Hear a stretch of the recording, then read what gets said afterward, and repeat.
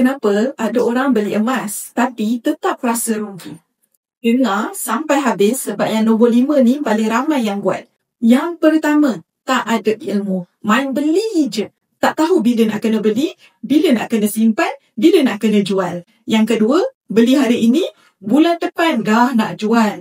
Emas bukan untuk cepat kaya tau. Tapi kalau kita nak untung, simpan sekurang-kurangnya 2 tahun dan ke atas. Yang ketiga, tak tahu pasal spread value, iaitu selisih harga setiap kali beli emas. Memang ada beza antara harga beli dan harga jual balik. Itu namanya spread value. Kena tahu dulu berapa spread value setiap item sebelum kita beli emas. Yang keempat, terjebak skim cepat kaya bertopengkan emas. Ingat ya, kalau ada yang janji kepada tuan-puan, untung yang tetap. Duduk diam pun emas tuan-puan berganda. Itu bukan pelaburan tuan-puan, itu adalah peleburan.